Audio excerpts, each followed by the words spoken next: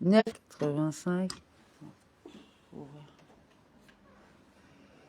C'est bon ou pas? Oui, alors au cours du chapitre précédent, le Tanya a expliqué que la joie doit être recherchée après que le bilan spirituel effectué a provoqué un sentiment d'amertume et de contrition du cœur. Il faut réfléchir alors fait que, quel que soit l'état spirituel du corps et de l'âme animale, une âme divine demeure intangiblement en soi, par celle de Dieu absolument. Cette âme, en situation d'exil, inspire une immense piété.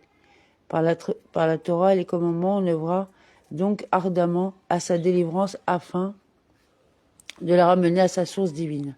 Ainsi jaillira en elle la joie du retour libérateur.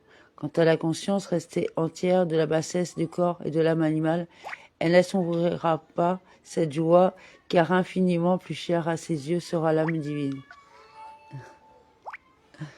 Or, par l'accomplissement des principes précédemment évoqués, à savoir que son corps soit à ses yeux comme méprisable et répugnant, et que sa joie soit la joie de l'âme seulement. C'est là un chemin droit et aisé pour parvenir à l'accomplissement du commandement « Tu aimeras ton prochain comme toi-même ». À l'égard de tout âme Israël, de plus, du plus grand au plus petit, au regard de sa stature spirituelle et de ses actions. En effet, puisque son corps est pour lui un objet de dégoût et de répugnance, l'importance accordée au corps ne permettra pas un excès d'amour propre, et une telle estime portée à soi-même ne saurait non plus trouver place au regard de son âme, car l'âme est l'esprit, qui connaît leur grandeur et leur hauteur dans leurs racines et sources dans le Dieu vivant. Comment donc prétendre à une supériorité vis-à-vis d'autrui?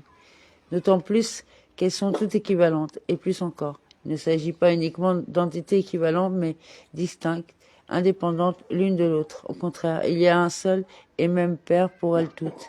C'est-à-dire que toutes les âmes d'Israël partagent une même source et ne forment qu'un en celle-ci.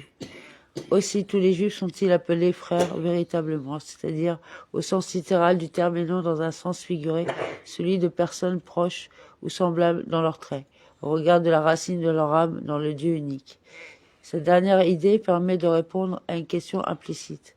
Aimer son prochain littéralement comme soi-même ressemble à un impossible défi.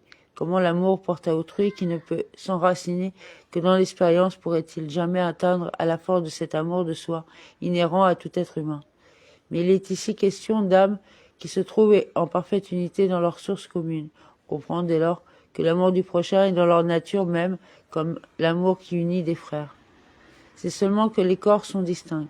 C'est pourquoi, pour ceux qui font de leur corps l'essentiel et considèrent leur âme comme accessoire, il ne peut y avoir d'amour et de fraternité véritable entre eux, mais seulement un amour dépendant de quelque chose.